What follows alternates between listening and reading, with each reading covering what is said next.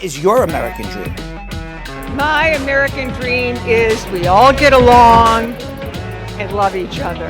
My American dream is for my grandchildren to have all the opportunity that they should have, fulfill their own dreams, and be fully American citizens. My American dream is peace, humanity, and justice for all. My American dream is for people of all faiths, colors, religions to come together and to rebuild a system so that it works for everyone. We'll all come together and become the democracy that we really are, and the strong, caring people that we are. My American dream is no poverty, that young black men shouldn't get shot. My American dream is that we can be a wonderful, colorful, diverse America, that we just all love each other and accept each other as we are. My American dream is that every single American, every single person on earth is treated with the same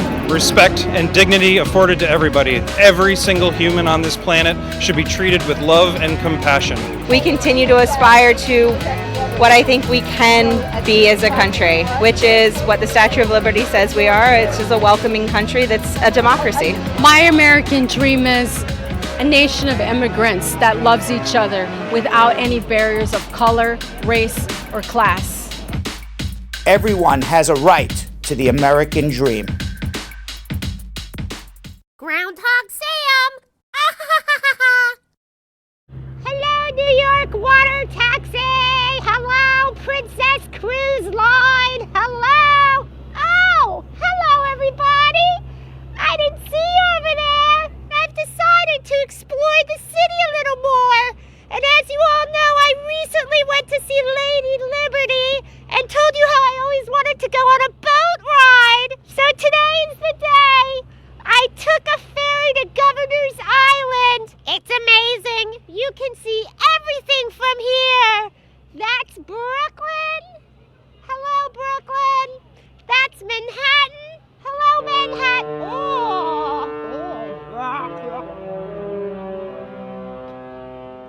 Princess Cruises just played the Love Boat theme song. So many crazy things happen in New York. You never know what's going to happen next. Anyway, as I was saying, Manhattan's over there. I see the Freedom Tower. That's right by the offices. Hi, Brad. Okay. The ferry's about to come. Come on with me. We're going to get on the ferry, take a water trip. I love this. Groundhogs usually don't get to go in boats, so it's a very exciting day for me. Okay, I'm in line. I'm waiting in my turn. The ferry should be here any minute. Very excited, very excited. Hello, everyone. Ooh, these are all the passengers for the ferry. Oh, hello. Oh, oh. I'm kind of like a squirrel. I'm in the squirrel family, and my name is Sam. Hello. Have you ever made a groundhog before? All right, all right. Oh my God, this is incredible. Just call me Maritime Sam. I'm on a boat. I'm the only groundhog who's ever been on a boat, ever. Call Guinness Book of World Records. I don't know why I didn't do this earlier since I've been here all summer long. I could have been on a boat, and I didn't know. This is incredible, Brad Squad. And again, now I can do an update on my friend the fish. He's fine, and he actually has a friend, so everything's working out with him. All this water always makes me think of my friend the goldfish. I feel the wind blowing through my fur. I feel so relaxed. It's just an incredible experience to be on a boat. Oh, wow. I just wish Brad was here with me next time. There's the office. I see the office. Hi, everyone. I'm busy living the dream of a groundhog right now. All right, I have no idea what I just watched or why that. What is Sam was. First of all, why'd your face just pop out? Yeah, well, his friends, the fish. Right. When do you get to take a boat ride and that becomes your job for the day? Listen, I wish I had his job. Yo, welcome back. Thank you. What's happening? Feel great. Fresh I am from back. the BET Awards. Yes, fresh from Miami. I got a little tan. I think, what does it say? Black is back? What does it say on your shirt? Black is punk. Oh, black is punk. I thought it said Yeah. black is back on your shirt. No, black has always been here. Black has always been there. Never It's always, believed. but in case anyone didn't know, it's also punk. Yeah, it's also punk. It's also Yes, punk in yes. case anybody didn't know. Well, welcome. Thank you. Belgium Kim is Where is still she? sick. She's still sick. Home with the flu. Yeah. So Yo-Yo said, when did Kim get sick? I go, I don't know. It was like Monday. I think she got sick. Right. So, Sunday night. Sunday night she got sick. And she admirably, your jobs were both filled in admirably Ooh. by Jenny from the Cubicle, Jenny from the Cubicle. She did a fabulous job. I heard that she was like the hot thing, the new hot thing. And I walked by her at the Cubicle today, and then she was all sad at the Cubicle again. Why? Because she's back in the Cubicle. Oh. She wants to come back. I said, sorry, Yo-Yo's back. You know, I'm sorry. Until Yo-Yo and Belgium Kim are absent again. she will be able to leave her cubicle. Okay. You should have had Pat Rice on here too. Oh, I offered Pat Rice. Pat Rice I does offered not Pat like Rice, the camera. and she's like, no. So meanwhile, Marjorie Thompson, I got to say hello to. Smiley Smith, Barbara Lord, Deanna Love says, good evening, Brad Squad. Marshall Whitaker's coming in here. Val Thomas, Deanna Love, Chico Emmanuel, Barbara Lord, Cordella Douglas, Marge Higgs, Marjorie Thompson, CC, Overcomer Tammy. Is that a new person? I don't remember. Overcoming. I like it. I like the name. Welcome, I do. Overcomer Tammy. I don't know if I've ever mentioned your name before. Maybe you've been watching a long time. Maybe you've been leaving comments, but that's the first time I've seen your comments. It's good So to see cheers you. to you, Overcomer. Well, I don't know what do you think she's overcome in her life? Obstacles. But her name is definitely Tammy. Maureen McFarland, how are you? Lisa Bling Rose. By the way, Lisa Bling Rose, we had a thing yesterday. There was a $17 million shoe with diamonds all over it that was being auctioned off in Dubai. What? At the 7-star Burj Al Arab in Dubai. And I felt those shoes would be perfect for Lisa Bling. Because of her name. It would be so very Right, fitting. right. This is true. Or perhaps Carol Aris Holt Burrell. She is an heiress. See? Maybe Heiress? she could have used the $17 That would've been a million good fight. shoes. It's possible that Carol and Lisa Bling could have gotten in the auction, and really bid up those shoes. Yeah, that's it right there. Those were the shoes, yeah. Sheesh. Yeah. 17 million. 17 do you million. even wear that? Can you imagine? Like all of a sudden. No. Okay, if you were walking down the street, I think somebody would chop your leg off and steal your What? shoe. I would chop my own. Somebody's leg is getting chopped off. Yeah, no, absolutely. You would have no legs. Somebody's gonna steal your shoes and chop your legs off. So rich people problems. Yeah, rich people problems. Stuff right? I have no issue with. I was just reading. Here's another rich person's problem. I was just reading in the newspaper today. This is absolutely off topic. That in the Hamptons, the richest of the rich now have security guards outside of their homes in Hummers, and the neighbors are all getting mad. All these security guards are, what do they think is going to happen there? I mean, has there been robberies or anything? I don't know. I was in the Hamptons, where I was. I didn't live in. You didn't have a security guard with a Hummer. I didn't have a security guard. I didn't have anybody with a Hummer. I didn't live in the rich. Right. I just was basic home. Okay. Yeah. Basic. Rich people problems. Rich people problem. Basic home. My door was unlocked. I'm like, come in. Lord. Take whatever you want. I don't. I and always these left people have security guards with Hummers. They have security guards. Yeah. I don't know. Rich people problems. Rich people problems. What problems do you have? Not rich people problems. What do you have? Poor people's problems? Middle class problems? I have middle class. You have problems. middle class problems. Yes. What's happening in middle class problems? Tell me your biggest. The first tell of the me month. I watch your. That's Let me the tell you problem. something. Okay, if anybody's ever watched Jonathan Elias TV on Instagram, okay, this guy's got no problems. All right, this guy is partying. You're partying. I swear to God, I know why you weren't here yesterday. He was at the BET Awards. These are Jonathan's problems. He was at the BET Awards, and he just over partied and wasn't able to show up to the show today. Yesterday, right? So is that true or not true? That is entertainment people problems. Those are entertainment people problems. Because I mean, I get to party for free basically. Right. You know, you go and like they give you bottles. Yeah. You know what? Let me tell you what the problems of real people are. The problems of real people are the problems of the people that we actually help here every day. Absolutely. Okay, those people have real problems. Yes. Okay, they don't have that really matter. That really matter problems. Okay, so in a few minutes, we're actually going to be helping as many people as we can with real problems, not fake problems about security guards and Hummers, right? Not your entertainment problems of too many parties to go to and I can't show up to work on Monday.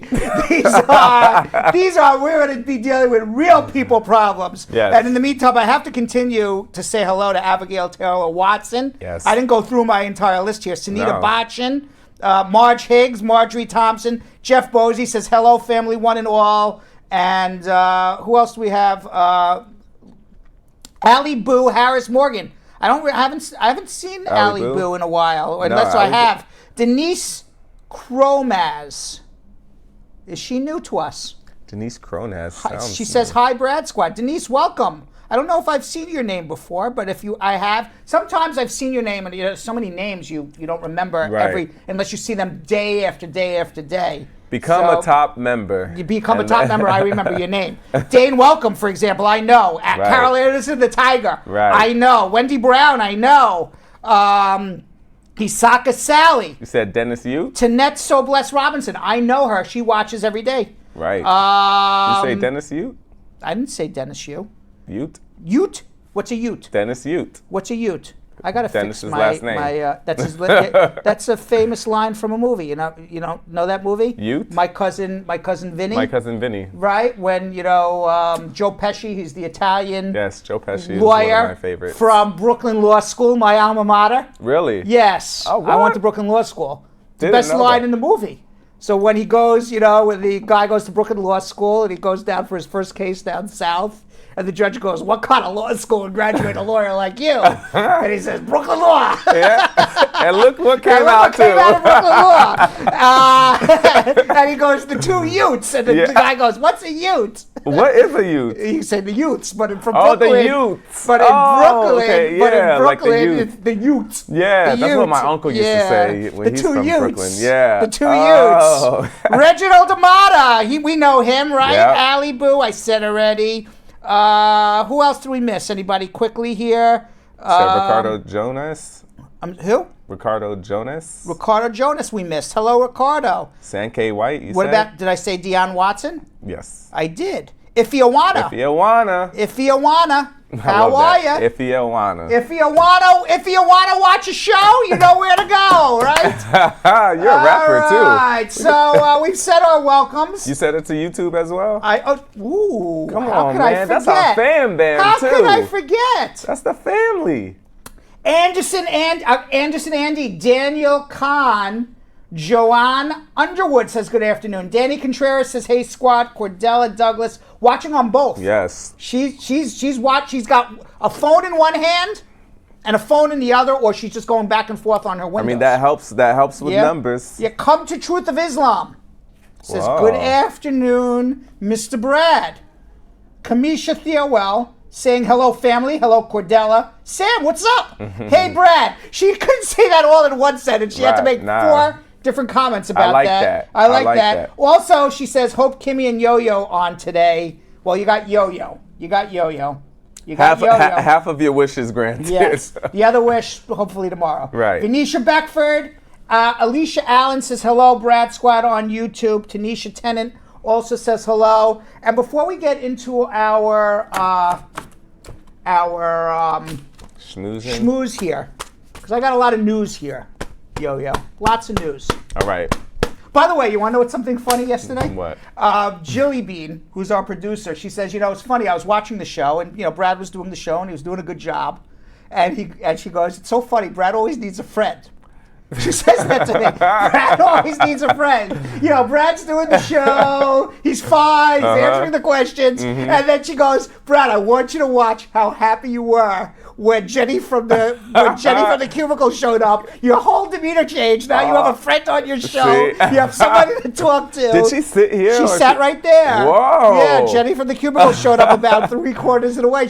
And Julie B goes, Brad, you're so funny because all of a sudden, like, you need a friend, and all of a sudden your friend shows up. And you're like, I can you're a relate happy to that. person, I right? can relate to that. Right, You other feed than that- off of each other's energy. That's right. Other than that, I was just sitting here talking to myself. I wasn't talking to myself. I was talking to a lot of people out there. But I Right. had nobody To look over look to. over. and- So I'd be like, oh, there's nobody there's there. nobody there. Okay, I'll get back here. So, but it's very funny. And then I watched and I go, yeah, I didn't realize whole it. demeanor But my changed. whole demeanor changed. If Wow. you watched the show yesterday, my whole demeanor changed as soon as Jenny from the cubicle showed up. Brad loves his family, guys. I do. He loves them. I do. I think maybe next time when nobody shows up, we should invite somebody from the Brad Squad in to come sit here. That's what we really should have done. I'm pretty sure and I a thought lot about of them that, would love and I that. thought about that after. But maybe we should invite some Brad Squad members be to come awesome. just co-host. That would be awesome. Right? I would love to see that. Jeff is dirty. Don't sniff the seat, yo. You're dirty, Jeff. Meanwhile, Oh, Jeff, come on, Jeff. Come on, Jeff. Keep it clean. Keep it clean, Jeff. Meanwhile, I got to get into our schmooze today. Yes. Taylor Swift. Usually I think entertainers should keep to entertaining Yes. and do what they do best. Yes. Like Kanye West Oh, Lord. should keep to doing what he does, make music. Okay? He makes people He's happy barely with been his doing music. that lately. And then as soon as he gets off topic of his music, he makes everybody unhappy. Yes. Okay? He should just stick to making people happy. I agree. That's what he does. He entertains people, make people happy. I agree. Okay? And, nobody pays for his political opinions. They pay to listen to his music. Right? Yes. Would you agree? Absolutely. Okay? Taylor Swift also Oh, gosh. is giving her opinions in Tennessee. Although we agree with her political opinions, so it kind of doesn't This is different. doesn't bother me as much as when I that's don't good. agree, I guess. Right. Right, but Taylor Swift has endorsed 2 Democratic candidates in Tennessee. So, usually who cares? And usually I don't care that an entertainer would endorse anybody. I really think they should stick to entertaining, and just because they have a platform doesn't mean that what they have is anything important to say. But in this particular case in Tennessee, and she's from Tennessee, Okay. okay, Then that makes sense. because she endorsed 2 Democratic candidates in a 24-hour period, 65,000 people who were not registered to vote in Tennessee registered to vote. Wow. That's 65,000 potential new voters Wow. for the Democratic senators. It's possible that her endorsement could flip the race for the Democratic Senate. Wow. Which is pretty crazy. So now Wow. to put in context, okay, for the entire month of September, there were 190,000 new voters. I'm sorry, it was 65,000 voters nationwide. Nationwide. I was Tennessee. like, whew. Okay, but in one day, In one day. because of Taylor Swift's,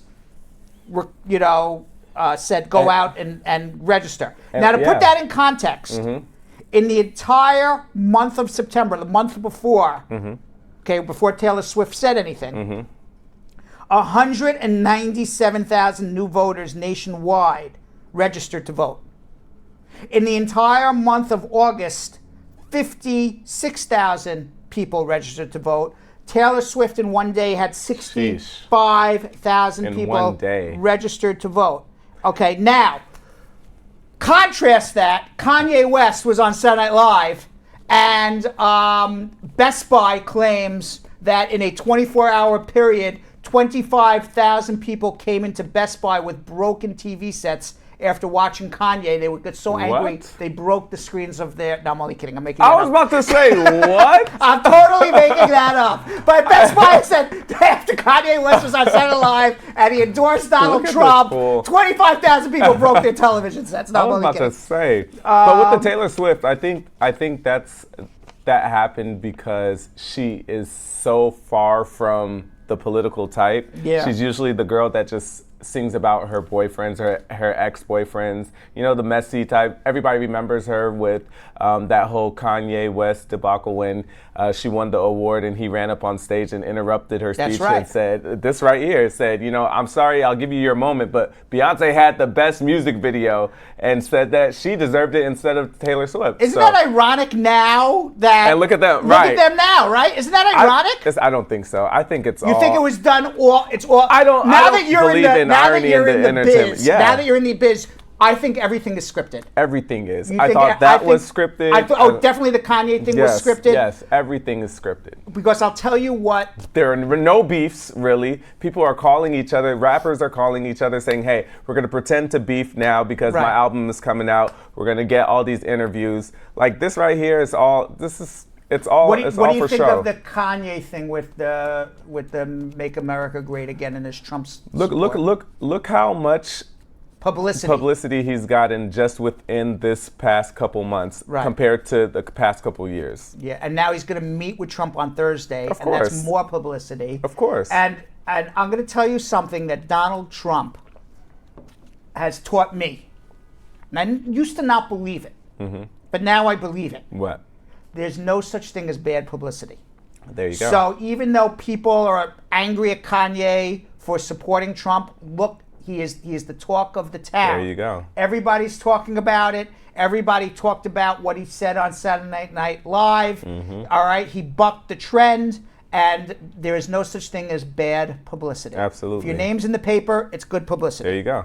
Good publicity. 'Cause people are talking Meanwhile, about you. if you haven't registered yet, I registered to vote because I had moved. Oh, okay. So I live in downtown Tribeca now. Oh, wait, when did you move? A year and a half ago. Oh, okay, same place. Same place. Oh, right. But I never, when I moved, I never changed my registration Gotcha. to vote. So I wasn't even planning on voting.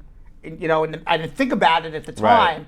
But I'm so angry about what's going on in America that to make I sure. went and I registered to vote, Yeah. and I will be voting the first Tuesday in November. Yes. And if you have not registered to vote, you have a few days left to register before you're in order for your vote to count still.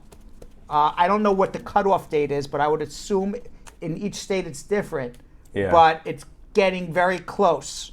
So if you have out not there and registered to register. vote, go right now to vote.org, www.vote.org, Yeah. and everything you need to vote is right there. The voting registration deadlines actually are today. Oh, wow. So if you don't vote, Go if you don't, do it today. I'm just reading it right here. Arizona, Arkansas, Florida, Georgia, Hawaii, Illinois, Indiana, Kentucky, Michigan, Mississippi, Montana, Nevada, New Mexico, Ohio, Tennessee, Texas, and Utah. Half of America. Yeah. If you don't register by 12 o'clock today, you can't vote.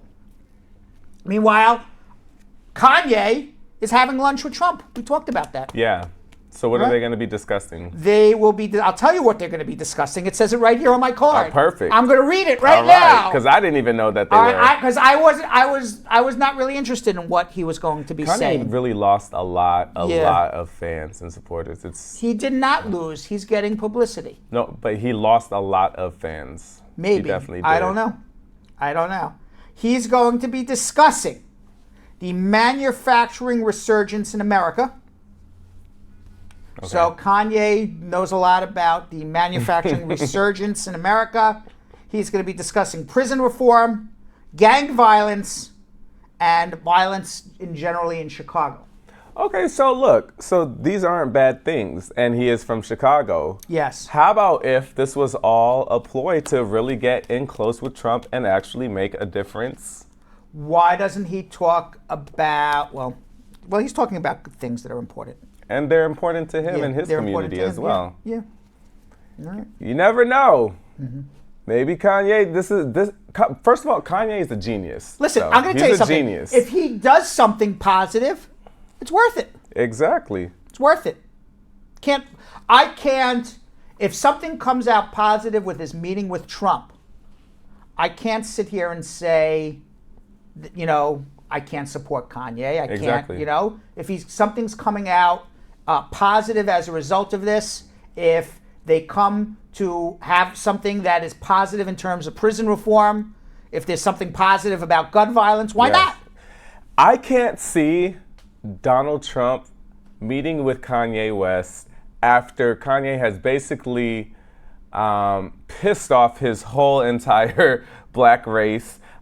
He's basically just traded in his career for the support of Donald Trump. I can't see him going to Donald Trump and saying, hey, look, I did all this for you. I just need you to hook up Chicago. Let me tell you something. And like him and Donald you know how just everything being like, you know how everything no. is scripted in showbiz? It's also scripted in politics.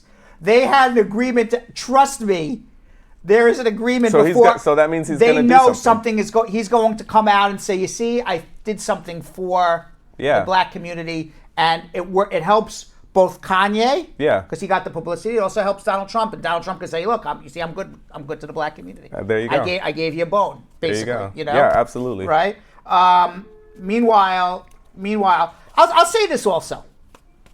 You don't sit down and make peace with your friends. Yeah. You make peace with your enemies. Mm-hmm.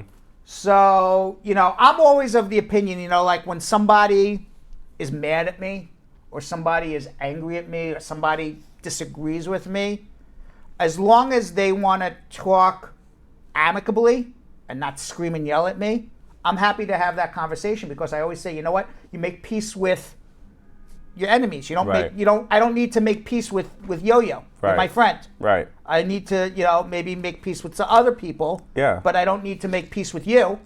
So maybe there's something to it. You go and you talk to people who are not your best friends in the world, who do things that are not necessarily in your best interest, and maybe get them to come to some sort of, nobody gets everything they want in life, but maybe you get a few things. It's worth it. I wouldn't be surprised if that's what was actually happening there. Yeah, I don't know. We'll find out. I don't know. What else is happening in the world? Do you want to know what else is happening in the world? You would like to know? Yes. You learn all your news from the Brad Show right. Live, right? Look, you have no idea what's going on I've in this just world. been on red carpets this weekend. I haven't looked at any type of news. You have no idea what's going on in this world, so let me fill you in. Okay. Mike Pence is going to become the first vice president in the history of the United States of America to address the summit of anti-gay people. People who are against homosexuality. What? So Mike Pence is the first vice president to speak in the in the gay group, the anti-gay group. Wow. The anti-LGBT Family Research Council. Okay, they call themselves the Family Research Council, the Southern Poverty Law Center, which is they're basically them, and the Southern Poverty Law Center is a black organization that fights racism. Mm-hmm. And there's another organization, the Anti-Defamation League, which is the Jewish version of the Southern Poverty Law Center. They both do the same thing. They basically fight racism, anti-Semitism. Mm-hmm. Both the Southern Poverty Law Center and the Anti-Defamation League has come out and said the Family Research Council is in fact a hate group. Wow. Okay. Yet the Mike Pence, who everybody knows is not the best friends of gays, LGBT community. Yes. Will be speaking to them and discussing how he wants to do conversion therapy. What? Conversion therapy. He believes that resources should be directed toward institutions that try to change the sexual behavior of men and women. Convert. Just say no. That's insane. Just say no. That's insane in the membrane. These are the people who run our country. This is why. Let me get back to. By the way, go to vote.org to register to vote. I mean, if there was ever a reason why you would need to do this, these are the people who are running our country. Insane. That's crazy. That's insane. Like it's one thing to not agree with someone's lifestyle, which everyone has the right to your own opinion, but everyone also has the right to their own life. And correct. For you to be a political figure and for you to actually condone and anti anything, that makes no sense to me. Yeah. That's crazy. That's crazy. I remember Seinfeld used to have this thing. When I think there was an episode where they went to I don't remember if they went to a gay party or they went to some, and they were like, there's nothing wrong. They would say like, oh, we're at a gay party. Not that there's anything wrong with it. That was like the joke. Basically, they're not gay. Right, they don't want to be gay. Right. They don't want to have people assume that they are. But that doesn't mean that there's nothing wrong with it if that's what you want to be. Right. Right. So that was the joke, kind of, and I think that's how. Nobody should make a joke about it, but doesn't bother. No. In other words, the point is, why should it bother you? Because why should it bother somebody? Because being gay in the United States are all the problems that we really have. That's all we're really worried about. Why Not should it bother immigration anybody? or anything like that. Yeah. Why should it bother you?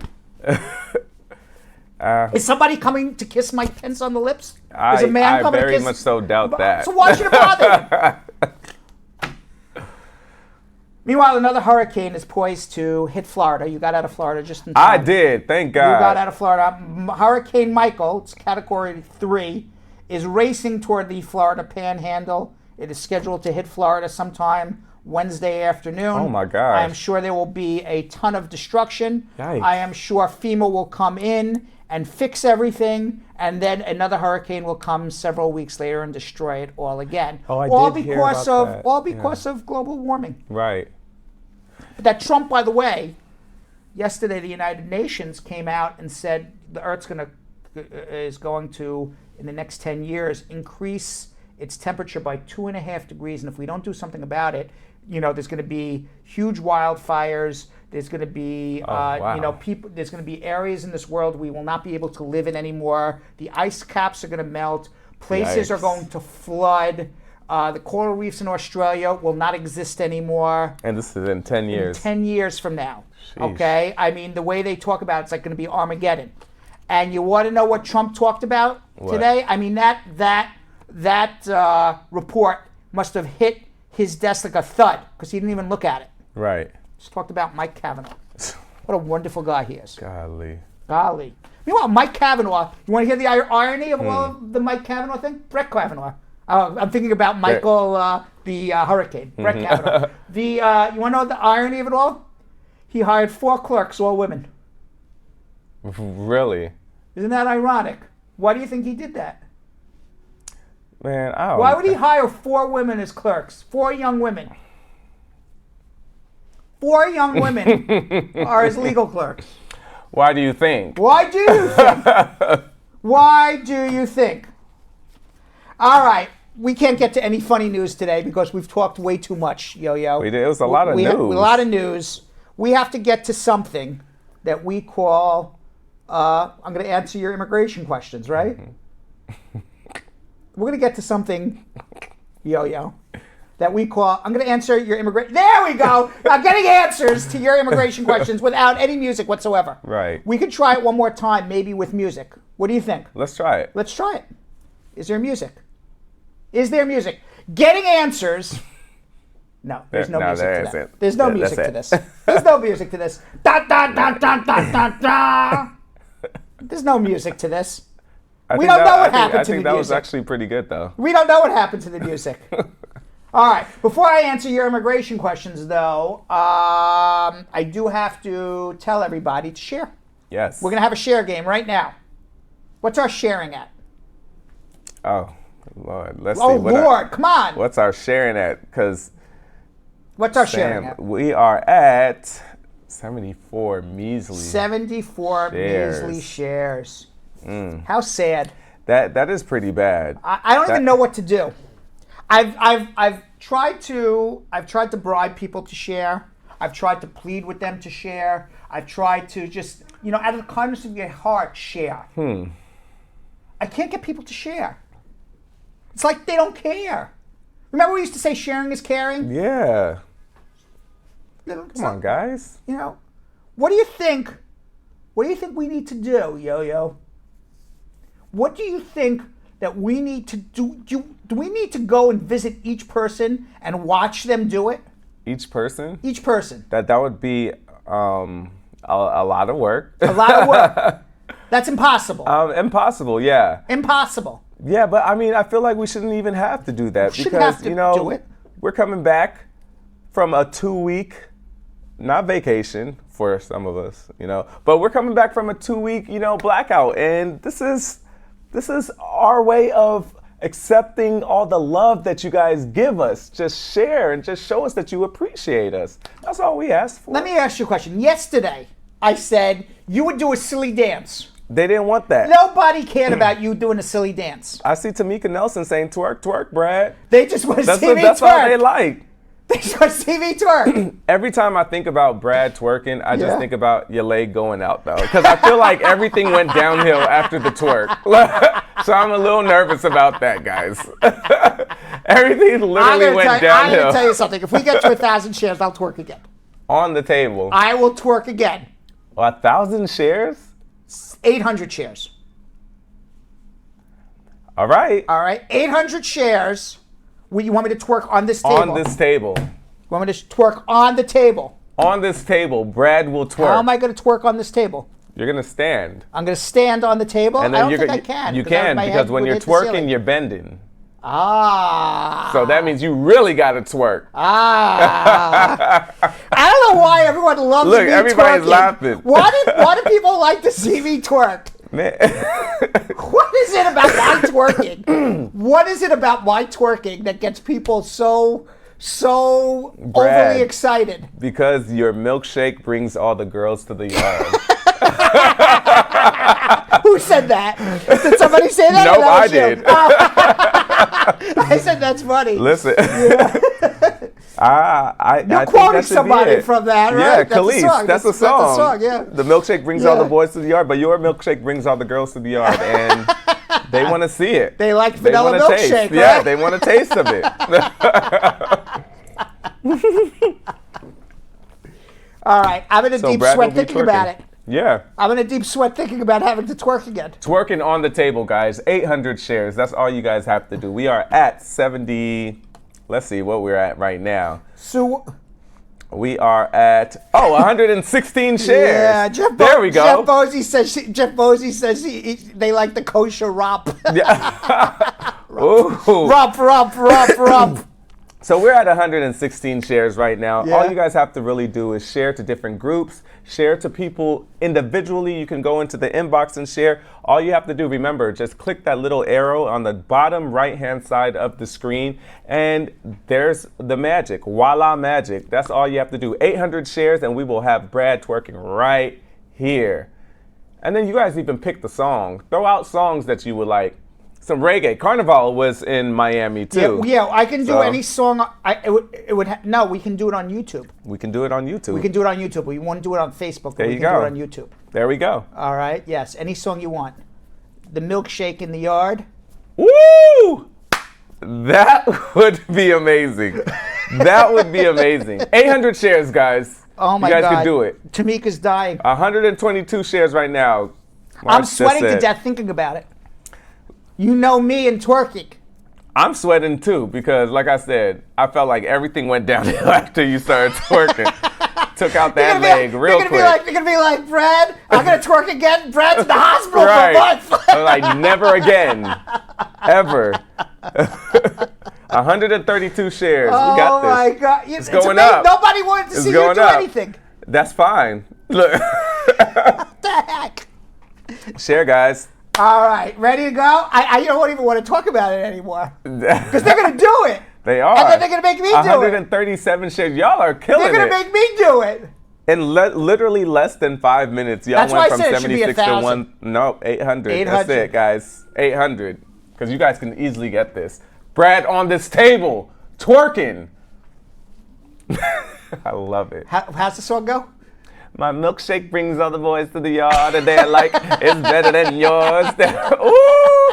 I'm gonna record it. You're the cameraman. Yeah, I'm recording. All right, now we're going to get to something that we call, not Brad twerking, Brad answering your immigration questions. In getting answers to your immigration questions, Sam from West Orange has been waiting 36 minutes. Sam, how are you? Good. Good evening, Brad. Good evening. How are you? All right, not a bad show. I'm all right. Thank you. What's going on? Question. Yeah. Yeah, my girlfriend is here and visiting. I'm a U.S. citizen. If she changes her mind and I want to marry her, how long should I wait? 90 days. She should not 90 change her days. mind till 90 days. On day 91, she can change her mind. Day 92, you marry her. Day 93, you file the paperwork.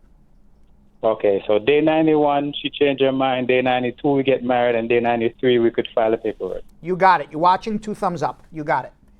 All right, sounds great. The second question. My kids are back home. One is 17, the other one is 14. I became a citizen last year, December. That doesn't make them citizens. But if you were to file for them and they were going to come live with you in your custody under the age of 18, they would become automatic citizens.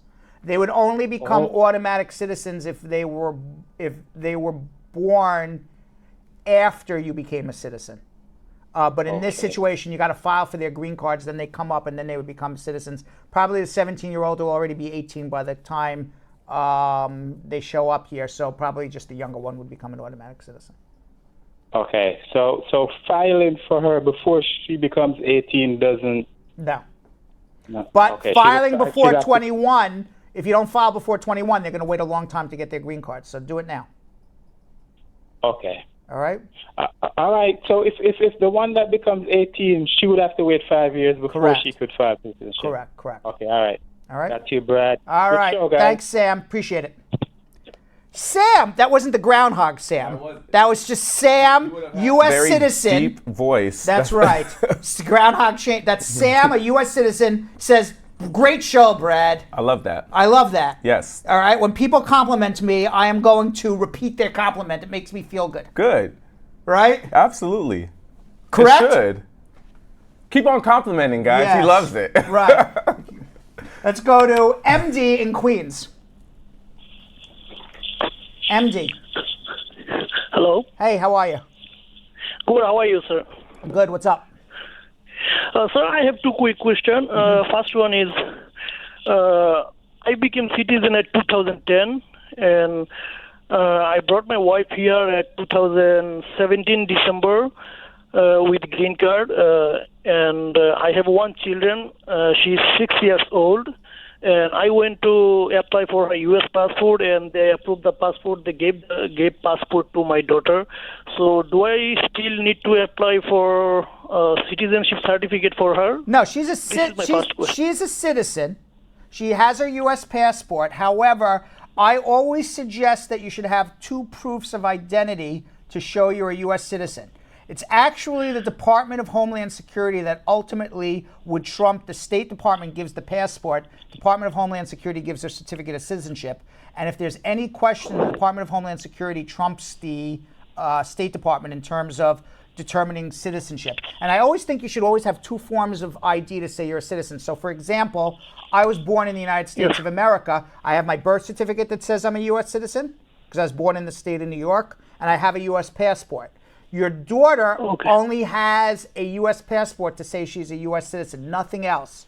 She should apply for the certificate of citizenship. She is, in fact, a citizen. She should have it so throughout life, there is never a question that she's a U.S. citizen. And the form is N600, right? Correct. Okay. All right? Yeah, I have a second question, sir. What is your second question? My second question is, my wife is a green card holder, as I told you, and she's pregnant right now. And when she became pregnant, and she applied for the week checks. So she's getting weak check right now. So is it going to be create any problem when she applied for her own citizenship after 3 years? It should not.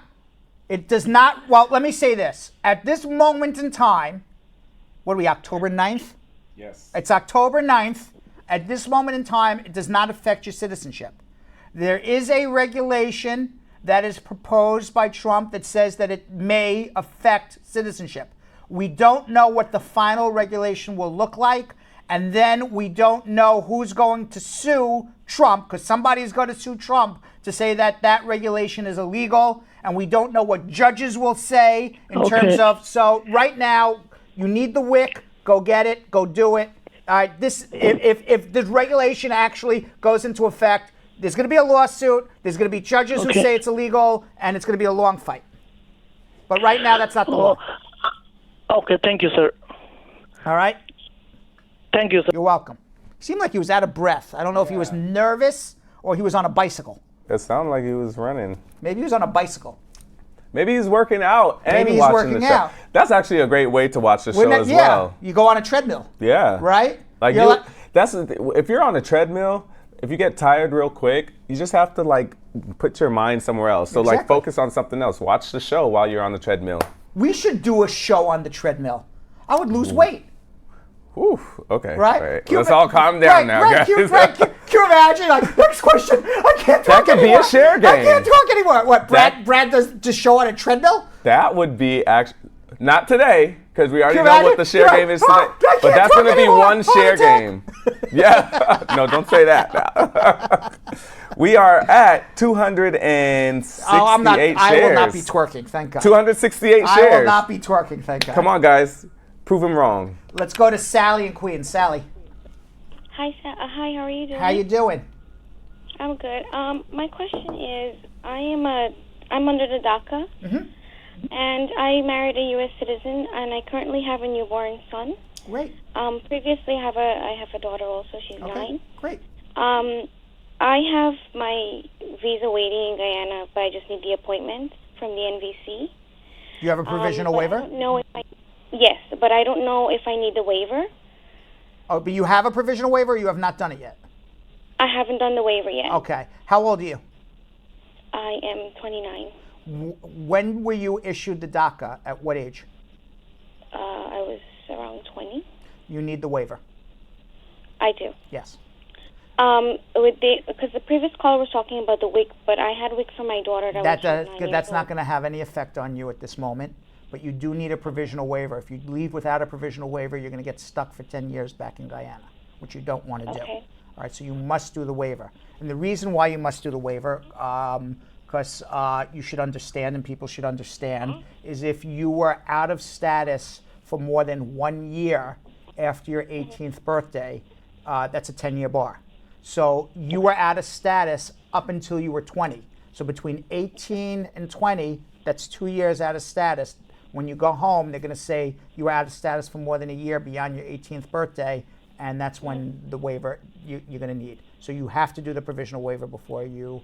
And that's obviously because I came here when I was 12 too. So well, let me ask you a question. How did you come to the United States? Unexpected. Uninspected. Does your mom or dad have a green card? My father just received his. How did he get his green card? Who sponsored him? He did it through his father. Okay. He had to do because his brother sponsored him, and then he went back home. And his brother sponsored him? The hardship. Yeah. His brother sponsored him. Mhm. When did the brother sponsor him? That was a couple of years. After 14 years. After 2001? Yeah. Okay. Yeah. So then, yeah, you would need to do the provisional waiver too. Okay. All right. Thank you so much. You guys have an amazing show. Thank you, Sally. You need help to do it. I'm not saying hire me. I never tell people to go hire me, but you need a good lawyer to do it. Okay. Okay. And if you want to hire me, hold on. I never tell people to hire me, but if you want to hire me, hold on. I think that's a good way. Right? I don't want to pressure anybody like you must hire me, but you need a good lawyer. Yeah. Right? She's sweet. She's sweet. All right. Michelle in Tampa. Michelle. Yes. How you doing? Hi. How you doing? I'm good. You have a great show. Thank your you. show a lot. Thank you. Everybody likes our show. Yes. Everybody loves the show. I love it. Makes me feel Yes. good. Thank you. What's going on? Yes. My question is, I filed for a U visa about 2 years ago. Right. And I haven't. They told me they received everything, and I had some fingerprint done previous that they said they were able to use, but I haven't heard anything since. I did a change of address, and I filed a AR11. I'm not sure if that's the right one. That is the change of address. Yeah, let me tell you the story with the U visas. Okay, there's only 10,000 U visas that are issued in any given year. There is a backlog of approximately 80 or 90,000, perhaps over 100,000. Last time I checked, it was 80,000, but maybe it's over 100,000 cases. So people who are filing U visas are going to wait 7-8 years to get approved because they only give 10,000 out a year. Now, for those who don't know, a U visa is for people who are out of status in America who were the victims of serious crimes, assaults. We don't have to go through what your situation was, but serious violent crimes against somebody. Okay, that means that there's at least 100,000 immigrants who don't have legal status who are the victims of crimes, American citizens committing crimes against immigrants. And they only issue 10,000 a year.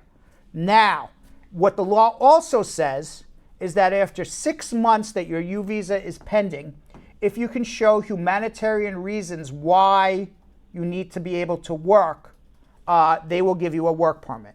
So every person, after 6 months of an application pending for a U visa, should be filing for a work permit based on humanitarian reasons. That doesn't mean you'll get it issued, but you should certainly be trying. And the other thing is, just from a political standpoint, Donald Trump, likes to parade around, 5 or 6 people whose families were the victims of crimes by immigrants. And I'm not saying every immigrant is a wonderful person, but he doesn't seem to parade around the 100,000 people who are immigrants who are the victims of crimes by U.S. citizens. All right, Michelle, but if you need help trying to get your work permit, hold on 1 second, okay? Yes, I do. All right, okay. All right, let's go to, who should we go to? Barbara in Baltimore, Maryland. Barbara. Hey. Hey, how are you? Hello. How you doing? I am well. I'm enjoying your show. Thank you very much. I'm cracking up. Thank you. I was waiting for the twerking, though. No. I only will twerk. I twerked once before, and I want you to know something. People were rolling. Okay. So as you can only imagine how I twerk because I'm not the best dancer in the world. I'm uncoordinated. But in order for me to twerk, you got to get to 800 shares. Yes. I shared earlier. Okay, fine. All right, Barbara. What can I do to help you? Okay. I want to know if I have a case here. I was married in February. Right. And by the end of February, my husband, he put me out the house because he wanted to bring his drug addict friend in there to live with us, and I told him no. So we argued, and he told me to get out. So I've been separated from him since then, and I don't know where he is. We're not communicating at all. He changed his number and all that. So, do I have a case? What step could I take? Well, because he promised to file for me here in the States because I overstayed my visa. Well, this is what the law says. You can't force anybody to file for you. Okay. Right. So, and if your husband's filing for you or your wife is filing for you, they got to follow through. They got to file the paperwork, and they have to go and attend an interview. And if they're not willing to do it, then there's nothing you can do about it. So, in these situations, you only have 2 choices: get a divorce, fall in love again, and hopefully the next man is not friends with drug addicts and is a decent human being and will do the right thing. Okay? There's lots of people who fall in love, fall out of love, fall in love again, and that's how life works. Or if there was physical abuse, or you can prove extreme emotional abuse, then you can try to file on your own as a victim of violence. extreme emotional violence, physical violence. Now, maybe there's something there, with a husband who is, with a drug addict throwing you out and bringing in another drug addict. Maybe there's some emotional abuse claim you could make. I don't know. I don't know enough about your situation, but where there's smoke, there's fire. So what you may want to do is have a consultation so we can determine whether or not you have a strong case, a moderate case, a weak case, no case, and then you can make your decision what you want to do. Right. So with him putting me out of the house where I have to find somewhere else, that in of itself is not emotional abuse. There's lots of people who get locked out of a house. So just saying he locked me out of the house, I had to go find some place to live. That's not emotional. That's not extreme emotional abuse. That's you and your spouse separating. If there were, continuous emotional abuse over a period of time, and that's, based on words and deeds and him, using power over you, and his position of power over you, then perhaps there is emotional abuse, and whether or not it raises to the level of extreme emotional abuse, we would have to have a consultation about that. Okay, so probably I'm in Maryland, so how that would work, because you're in New York. All right, so you pick up the phone like you're doing right now, say, hey, I'd like to have a phone consultation with Brad, and I talk to you over the phone, except it's private between me and you, not the whole world watching. Okay. Hold on one second. All right, yeah, go ahead. The same number? Yep, and I'm going to have you hold on 1 second. You can speak to somebody off the air. Hold on. Okay. All right, then. You're welcome. All right, let's go to Benita in Brooklyn. Binta. Hi. Hi, Binta. Yeah, how are you? Good. What's going on? Yeah, I have two questions. It's about my mom. Go ahead. My sister applied for her for I-130. Hello? I'm listening. And yeah, they sent the approval, I think, like 1 year ago. What they send 1 year ago? The I-130 approval. Okay, great. I was at your office for consultation, but we couldn't do it because you didn't have the whole document. Okay. What, you on the train station? I'm inside the bus. Sounds like she's in the train station, inside a bus. Okay, so what is the question? The I-130 got approved by your sister. Where's your mom? My mom is here. She's here in the United States? How did your mom come to the United States? Withholding. She has a withholding. She has a visa? Withholding. She has what? She has a withholding. Withholding? Yeah, withholding. She has a what? She has a withholding. Withholding? Yeah. So she was. I understand. Okay, so her issue is this. Okay, her issue is that she was in removal proceedings. She applied for asylum. Let me finish. I understand. She applied for asylum. She got denied. She was put in removal proceedings. They denied her asylum, but they did say that her life's in danger if she goes home, so they gave her something called withholding of removal. We're not going to deport somebody whose life is in danger if they go home. So she has this hanging over her head, which is what. How did she come to the United States? Is my question. With a visa. Okay, so now what needs to happen is there has to be a motion to reopen. A motion to reopen has to be made with the court. You got to reopen her deportation case. Show the judge she has the. She's not a deportation. She's not out of deportation. She has withholding. She's not in it. Every year she renew her working permit. Guess what? She's in deportation. Okay. Oh. She's in deportation. You have to reopen her deportation case. And just because she doesn't have to go to deportation court anymore doesn't mean she's in deportation. They're withholding her deportation. She's renewing her work permit every year, but she's still considered in deportation. Why is my head looks like it's going through the roof here on this? We got to speak to Julian, by the way. But I'm about to bang my head on the ceiling. So you're good now. So wait, Binta, I'm going off topic. So Binta, we have to reopen her. Deportation case, and then ask a judge to terminate her deportation, and then that would allow her to adjust her status. We can help, okay? So you don't have her documents, we get them from the court, and then we reopen her case. But that's, the second question is, she have a lawyer, and the lawyer made her pay the fee, whatever, like money, and he said he wrote the joint motion. Yes. For her, Uh-huh. and we found out today he never did. Okay. He been lying to her for all these years.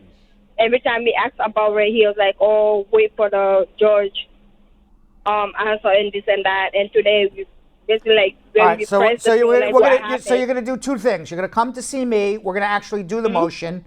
And two, what I would suggest is if he actually did this, then you file a disciplinary complaint against him because he should come to task on not doing the work that he claimed he was doing and lying to you. Okay, so how can I do that claim? All right, hold on one second. You're going to talk to you off the air. Hold on one second. Let's go. Wow. Okay, so someone's going to talk to Binta. I can sit here and answer questions all day. Yeah. I don't know what's wrong with this. Everything is off today. No, it's not. Everything is off. Everything isn't off. My earpiece keeps falling off. Everything isn't off today. Oh, it's a great show. Now they lowered. Lowered it. Now they lowered it. Very good. Very good. My head's not in the ceiling anymore. There you go. It's a great show. There you go. Great show. A lot of people watching, a lot of people calling, a lot of people turning in questions as well. This is an amazing show. Let's go to Novia in Tawana, Virginia. Novia. Yes. How are you? Hi, Brad. How you doing? How are you? Good. What's going on? I am not too bad. All right, where do I start? Oh, let's start at the beginning. Oof. Is this for you? My dad died yesterday, so I am still. It's horrible. I'm just, my head is all over the place. My All right, condolences. I had my visa since 1997. I'm from Jamaica, so I usually renew when I go and I come. However, what happened in 2016, I overstayed, and my husband and I, we got married last August 2017. However, my dad, he's a jockey in Jamaica. He had an accident the 26th of September, and he finally succumbed to his injuries yesterday morning. My question is there any way that I could get to go back home Your husband's a citizen? to attend his funeral? I haven't seen my dad in like 3 years, and with all that has happened, it's just via by the phone. I have to be talking to my mom, my brother, my sister to find out what's happening. It's really killing me inside. I was wondering if there any way at all I could actually get to go home to attend the funeral. Is your husband's a citizen, right? Yes, he is. And you filed an adjustment application? Yes, we did. And do you have the advance parole? Did you file the advance parole? No, I didn't do that because I was reading online, and that's like the I-131. Yes, when we okay. did the application, we didn't do that form. Okay, so now this is what you're going to do. You're going to fill out that form. You're going to get a death certificate from Jamaica. You're going to bring in your birth certificate, the death certificate of your father to show you are the daughter, and something from the funeral home to show when the funeral is. And you're going to bring in proof that you have a pending adjustment, the receipt for the I-485. And you're going to go into immigration in Virginia at the local office, and you're going to tell them, I have a pending adjustment, here's the receipt. My father just passed away, here's the death certificate. The funeral is next week or in 2 weeks. Here's a letter from the funeral home. Here's my I-131 advance parole. I need an advance parole on an emergency basis, and they will do it for you in the same day. You will take that advance parole. You will go home to your dad's funeral. Thank you so much. All right? And if, Thank you so you're much. welcome. And if you need help with that, hold on 1 second, okay? But I just basically told you everything you need to do. All right, and my condolences. It's a horrible thing. Your jockey was riding a horse. He must have fallen off or something, and a horrible injury. So I'm sorry about He that. wasn't even riding. There was a horse that broke loose, and he was trying to secure the horse, ensure that the horse wasn't getting hurt or the horse wasn't going to hurt anyone. Right. And in doing Oh, I don't know what happened to her. She just. Hello? Yeah, we hear you. on the concrete. Oh my and God. He suffered severe brain damage. Oh my God. So he's a hero. I mean, I don't know how many, he saved the horse. He saved other people too. And unfortunately, he lost his life. And sounds like, why do we keep losing her? Oh my God. She keeps getting cut off. I don't know what happened. I don't know what happened. But we certainly, oh gosh, I don't know what happened to her. Oh, my condolences to her. That was terrible. Hard. And I wanted to help her, and now she's not there. Oh man, Novia, call back if you need to. Yeah. All right. Or somebody speak with her off the air, or call her back, and we'll see what we can do to help her. Golly. Okay. But yes, she will be able to go to her dad's funeral.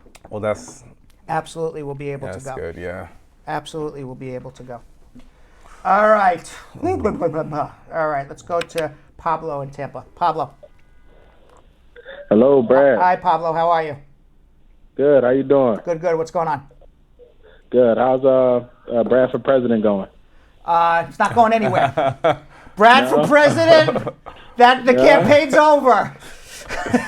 Brad don't want to be president. Brad's going to sit right here. I was just actually talking to Jilly Bean about that today. And she's like, because Jilly, our producer, she's like, her husband is Jilly's husband is really big into politics. And I always like, we're kind of like similar thought process. And I always think that he would make a good politician. And then people say I would make a good politician. And neither of us want to be politicians because we see what goes on in politics. We're staying out of it. All right, Pablo, what can I do to help you? I have two questions for you. Yeah. The first question was kind of answered in a previous call. It was about the advanced parole. I have an application pending for I-45. Now my question is, I didn't apply for advanced parole, but I want to now. I understand you can after. You can. But you're right. Do I need documentation to show what I want to do? Like if a specific. Okay. No. What do I need exactly? You just file the I-131 and it'll be approved. You only need special documentation if you want, like in the last caller, God forbid, there's a death in the family that you need on an emergency basis. So based on the fact that I already applied for 45, automatically I'll get approved? Correct. Okay, excellent. Second question is a little more difficult. Yeah. I'm waiting for obviously for the letter for the interview process. So when I get there, I know that I need to bring my original documents, for example, my I-94 and my passport, but I only had copies of that. I don't have the original documents. Where are they? Would that be a problem? No, it shouldn't be. If they're lost, they're lost. Okay. You have a copy of it, but make sure you have a valid passport that you go with. It's a very old passport. It was back in 1990. That's fine, but get a new passport. Have a valid passport with your valid identification. If you lost your entry documents and you have copies, that's fine. Well, I have identification. I have my driver's license because I am a DACA recipient. But as far as still go with a passport. Get a new passport. Get a new passport. Okay. All right. Thank you. All right. Brad good for luck. president. All right. Brad for president. I got 2 votes. You got a lot more than 2 votes. No, I got 2 votes. My mother and Pablo. That's it. 2 votes. And the winner, Donald Trump with 71 million votes. Brad, 2. That's a lie. All right. Let's go to Michelle in Tampa. Michelle. Michelle.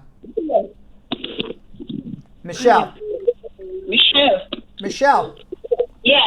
How you doing? I'm good, thanks. What's going on? I wanted to find out about the work permit. I just used Michelle as my alias. I don't want anyone to know it was me. So. All right, we know it's Sally. Okay, Sally, what's up? I'm only kidding. I have no idea who you are. Okay. Yeah, I know it's Sally. It's Sally's on the phone. All right, Michelle, what's going on? Yes, I wanted to find out about getting the work permit. What about it? After filing the U visa, I spoke to you before and you told me to hold on. Oh, you still, nobody got to you? Hold on again. No. Come on. Come on. People in our call center, if you're listening to me, pick up Michelle. They don't listen AKA sometimes Sally. there. a.k.a. Sally. All right, let's go to Ram in Queens. Ram. Mr. Brad, how are you? How you doing? I'm very well, thanks for asking. What's going on? I just got 3 weeks ago, I got a letter from the U.S. Embassy in Guyana for my spouse interview. How long it takes to get the interview? What is the letter that you got? It says the biometric form has been forwarded, and you're in the queue for an appointment. So you got the letter from the embassy or the National Visa Center? The embassy. It should take 4 to 8 weeks. I mean, it shouldn't take that long from the time you get that letter. So if it's taking more than 8 weeks, then you may want to contact us, and we can contact the embassy to see what's going on. Okay. All right. One more question. I'm follow up with the one that called us Sally. She said about Sally, aka Michelle. Yes. Yes. Yeah. Can you tell us a little more about that program concerning the U visa you're talking about? Yeah. Well, it's for people who, if you're out of status, it doesn't matter how you came here. If you're out of status and you were the victim of a serious crime. Now, a serious crime is not that, you have to be victimized. And you have to help law enforcement. And it's a serious crime meaning yet you were injured. Okay, so you were assaulted. I mean, there's a whole list of things that you could have been a serious victim of a crime. If you were a victim of a crime and you had to go and be interviewed by the police, then it's something that you should be contacting an immigration lawyer about. Okay, and see if you can qualify for a U visa. Now, what do you actually have to do to get a U visa? You have to have assisted law enforcement with investigating the crime as a victim. If you say, I don't want to help law enforcement, they're not going to give you a U visa. So you have to assist law enforcement, and either the police or the DA have to give you a letter saying you assisted in the prosecution of a crime or the investigation of the crime that you were the victim of. You have to show that you have an injury. The injury could be a physical injury that you actually went to a hospital or a doctor, or an emotional injury that you've been, to a psychiatrist or a psychologist for a long period of time trying to get over this issue. And then you file. Those are the things that you need. Okay. All Thank right? you very much, sir. All right. Have a good day. All right, thanks. All right, let's go to Meet in Sunnyvale, California. Meet. Hello. Hello, Meet. Hi, how are you? How are you? Good, thank you so much. Actually, my question is that I applied for asylum in 2018, just now in February. But my hearing date changing 3 times. I don't know why. So I just want to ask this question. It is normal to change the hearing? It's changed 3 times. Your hearing date to see a judge or for your actual asylum interview? Oh, no, before a judge. Oh, because why is it changed 3 times? Because they have more people in deportation than they have judges. So they're overworked and overcrowded the docket. That's why. Okay, so I just want one question more. Yeah. So my on my hearing date, I will get the final date in 1 year, or I will get in a soon, soon. I don't know. I don't know anything about your case. I don't know, and it depends on depends on the jurisdiction, the docket. Just hang in there. Okay. All right. All right. Thank you so much. All right. Let's go to Alicia in Brooklyn. Alicia. Alicia. Hello? Hi, Alicia. Hello. Hi. Yes, my question is about advance parole. Yeah, I've been waiting for my interview over a year now. However, my anniversary is the 26th of this month, and I had that in my family since year, and I applied for advance parole, and I just got approved.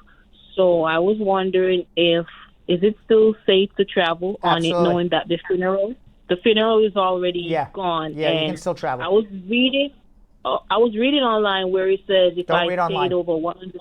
Don't read online. Go travel. Yeah, So just the I-94 is no. Don't stay more than 2 weeks. You can go travel. Okay. All So right. when coming back, I gotta have some form of documents. No, just show your advance parole. I only have a paper. Just show your passport, that says passport it's and advance parole. That's all you need to travel. Don't stay more than 2 weeks. You're good. all right. Thank you so Thank much. you. Have a good night. You're welcome. All right, we're gonna take 2 more calls, Jonathan. Right. I got. A lot of You know questions what? here. Because you got to do something on this show too. Yes. Right. Let's go. 2 more calls. Michelle in Baltimore, Maryland. Michelle. Yes, hi. How are you? My name is Mich. I'm fine, thank you. I'm calling to find out what can I do to help my son. He's in Jamaica, and he was living here with me, and he was caught up with the wrong company at the wrong time. What was it? Did he have a crime? Yes, he had a crime. He was deported. Yes, he was deported. What was he arrested for or convicted of? He was going to college. Just and tell me the crime. Tell me the crime. Oh, the crime is he was caught with weed in his pocket, and they charge him for selling it. They charge him for distribution, and he was in a fight also. They charge him for distribution of the weed. Let me just stop you there. Unfortunately, and this is an unfortunate thing, because weed's going to end up becoming legal in America soon. And I don't know when weed becomes legal in America nationally. Maybe my advice may change.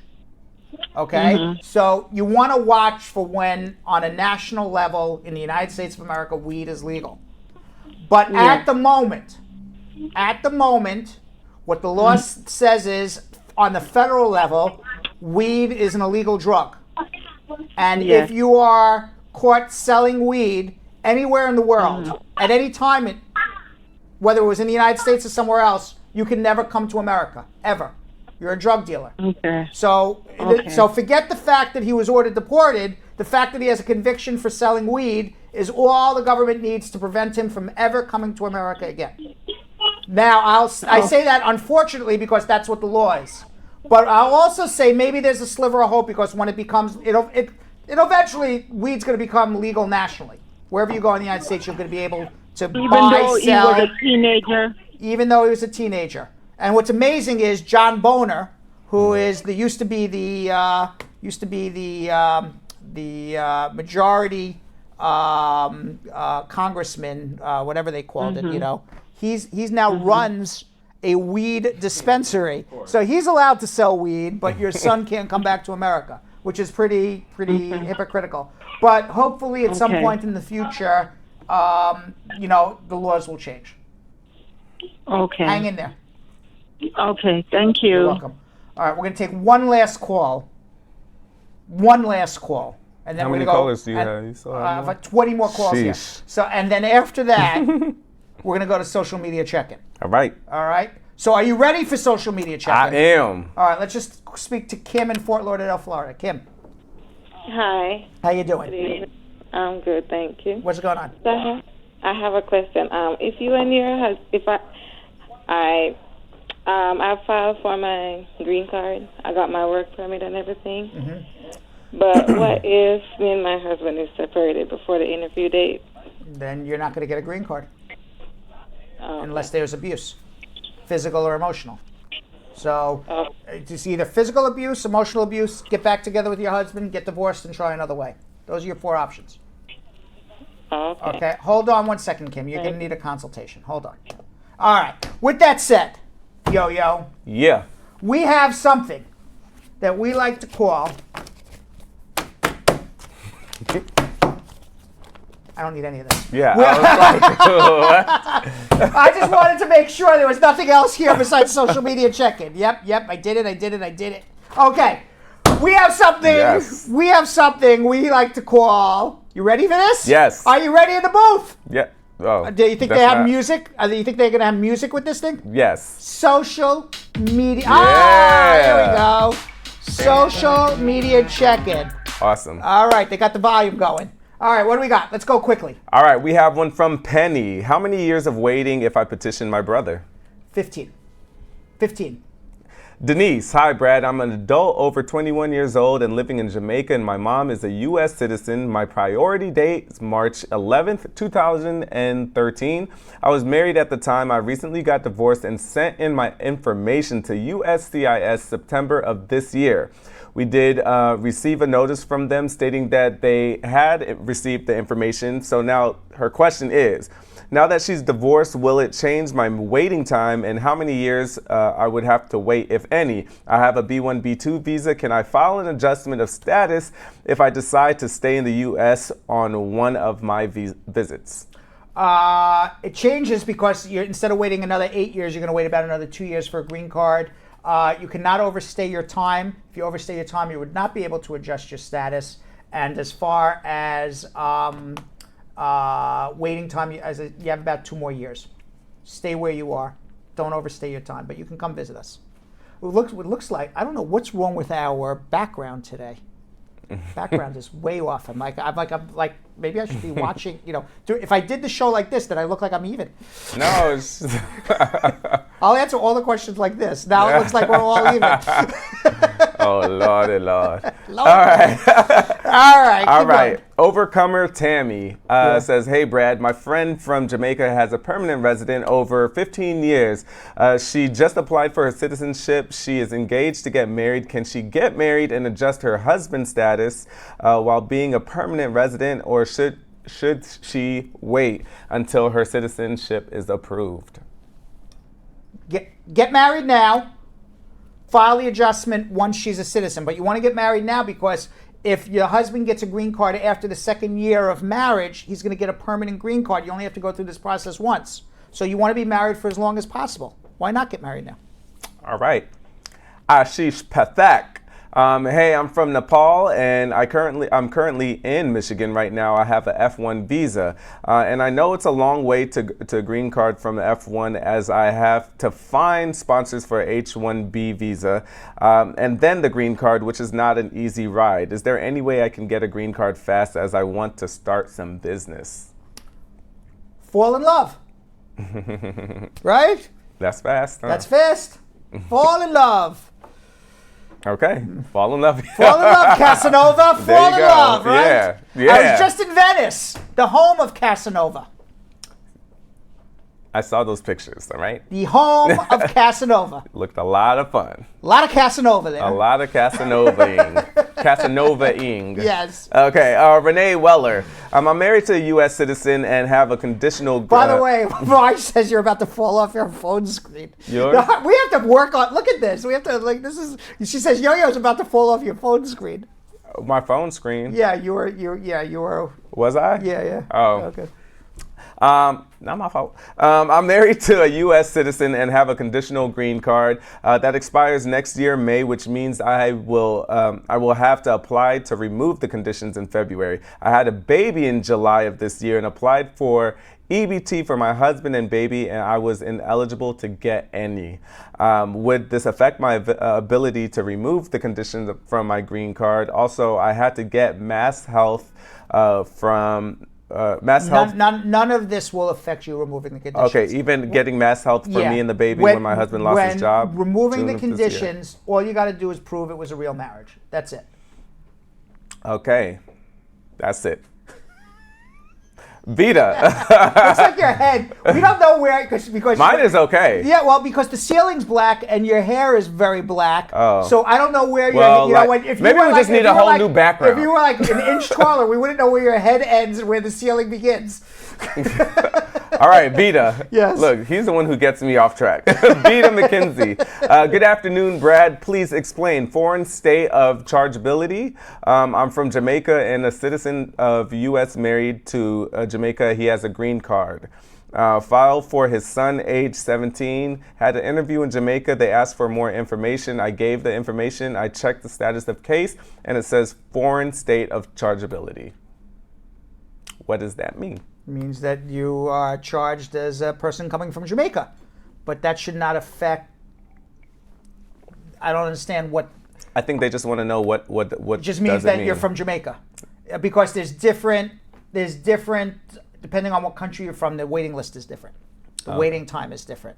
Oh, you want me to tell this person? Oh, you don't want to know. No. So depending on what country you're from, the waiting time is different. So for example, if you look at the visa bulletin, which I'm going to look at right now, there's China has a different waiting list. China. India, Mexico, Philippines all have different waiting lists. And then the rest of the world. So they want to know what country you're from, and luckily you're from the rest of the world, so which is Jamaica, which has the fastest waiting time. Nice. Vanish from YouTube says, hey, Brad, my hubby petitioned for his daughter while he was a permanent resident. Now he's a citizen. He wrote a letter along with the receipt for the I-130. How long should it take to get an update? What do you mean he wrote a receipt for the I-130? He, I guess to prove that maybe he's a citizen now. Oh, so he filed. He filed while he was a permanent resident. Okay, so it should take another 3-4 months. Nice. Susan Long from YouTube as well. Hi, Brad. My husband and I did our adjustment of status interview last year, November of 2017. We were told we would get a response in 120 days, and we never got a response up until now. Yeah. Immigration lies. Yes. Or maybe you screwed up the case. All right. Lexi and Tringo Foster off of YouTube asking for a friend. Is it necessary for the spouse to be present at a F2A category interview? The petitioner is a green card holder and a beneficiary will be doing the interview in Jamaica. They don't have to be there, no. It's beneficial if they are, but they don't have to be there. Awesome. Lady Leah, this is on YouTube as well. Question, my friend got her EAD card with the advanced parole of combo card. Can she use that to travel back to Jamaica, or should she wait until she gets her green card, even though the EAD serves as a I-512 valid through 2019? You can use the advanced parole travel. Just don't stay out for more than 2 or 3 weeks. All right, Santiago Suarez. This is on YouTube as well. Okay. YouTube is really coming in with questions. Yeah. Fast and Furious. Yes. What is the wait period in years for an over 21 never married son of a U.S. citizen for the I-130 petition? Right now they're up to March 8th, 2012. So was that 6 years and change? That's some fast math right there. Steven. Can someone who doesn't have an I-94 have a green card when he gets married to a citizen in America who had a kid with her? Yeah, this was really awful. Steven, can someone who doesn't have an I-94, does that make sense? Yes. Have a green card when he gets married to a citizen in America? Okay, so basically what he's saying is I don't have a legal entry. I entered without inspection. Can I adjust my status? Well, if you marry someone in the military, former military, you can do a parole in place. If you're 245I eligible, you can adjust and pay a penalty fee. I don't know whether you are or not. And if not, you could always do a provisional waiver, go home and come back. So the answer is yes, you can get a green card. All right. Atiena, if you're not a citizen of this country and you have a child over here and you want to send your baby back home, how long would you wait after the baby's born before the baby can travel out of the country? Baby's a U.S. citizen. Travel whenever baby wants. Get a passport. So if you're not a citizen and you had a baby here, the baby is a citizen? Yes. And you're not, even though it's illegal? Correct. Which is why they don't want people coming here on visitors' visas to give birth. Okay. Denny Johnson, I have a friend who got married 2 years now, filed for AOS. The papers was returned due to the check bouncing. Before they could refile, the husband passed away. Can she still do an adjustment of status, sending the I-485, I-864 work permit, and the death certificate? No, but you can file as a widow petition, and that would be a separate application, which is an I-360 widow application. You got to do it within 2 years. Let's do 2 more questions because I want to get moving to our continuous blocks. All right. We have more blocks to do. Okay. I love saying it. More blocks. Blocks. All right. TV lingo. Yeah, do you feel good? They don't know what that is. They don't know what it means, but it makes me feel good saying like I feel like I know what I'm talking about here. You say another segment. Another segment. Yeah. So I don't know why block it's blocks. Is for us. They're not supposed to know all that. So we're going to go to another segment, but they should say segment in my papers here. No. I'm supposed to read black here and say segment. Nobody told me that. Well, this is what we're here for. Thank you. Because I'm not in showbiz like you. Right. I'm not in the biz like you are. I'm just a little lawyer. You're doing great, though, Thank Brad. you. Thank you. Donette Bryant said, can someone file for their citizenship and file the I-130 for their spouse simultaneously? Yes, they can. All right. And last one. Ruthie Cutie. I like Ruthie Cutie. Yeah. How long after you receive an EAD approval do you get the EAD card? It should be within a couple days. Awesome. Should be within a couple days. All right. So this is important stuff, by the way. I caught my phone before. Listen, I fell. he ain't playing. I ain't playing around. That was a good catch, that was right? a good catch. Yeah. Who says I'm not coordinated? So the Trump administration is now holding people in ICE detention for months at a time, not giving them a date to appear in court. It's happening to a lot of people. So you get held by immigration, they hold you in detention, they never give you a date to see a judge. And because of that, you don't get to get bonded out, and you just sit there and rot in jail. It's happening to a lot of people. So I spoke today with one of our newest immigration attorneys, Abadia Beret, here at Spar and Bernstein, about what's going on with Trump and immigration these days. You're getting picked up, you're being held, and you don't get to see a judge. So Abadir, that happened to one of our clients, and Abadir was able to get them released by ICE only after going into federal court. It's really important to watch this. Let's watch. So I'm here today with one of our newest attorneys. Is it low? At Spar and Bernstein, Abadir Barre. Abadir is an immigration attorney. He also practices not exclusively, but practices predominantly in removal hearings and federal litigation. As a matter of fact, he's here today to discuss one of the cases he just handled, the Spar and Bernstein case, where there was a gentleman who was being detained by immigration for more than 90 days. Immigration was refusing to release him. They didn't even give him any paperwork to give any reason why he was being held. And eventually what Abadir did was he took his case all the way up to federal court and had a federal judge rule that what immigration was doing was illegal.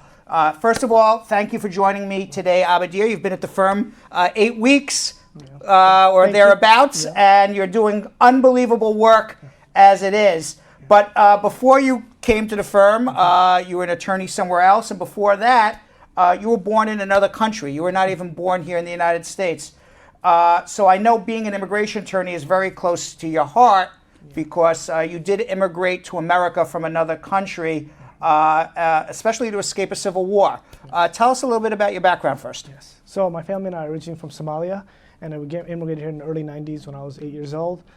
We had a terrible civil war in Somalia, so we came here and sought political asylum and went through the whole, immigration process, got the political asylum, green card, naturalization, all the way to... So you're a naturalized citizen, but you originally came through asylum and from Somalia. From Somalia, correct. Escaping civil war. Yes. And this is a country that Trump says you can't come to. Right, yes. How does that make you feel? So that's terrible to when he had his Muslim bans last year, I actually wrote an op-ed about it because his ban was so arbitrary in saying that everybody from the list of countries or people that were Muslim were a national security threat and couldn't come here. So he just painted a wide brush on everybody, and without our immigration process vets people individually. So if this was now, me and my family would not be able to come. What do you think? What do you think would have happened to you and your family had you stayed in Somalia if this was now, and Trump was president 20 years ago when you immigrated to America thereabouts,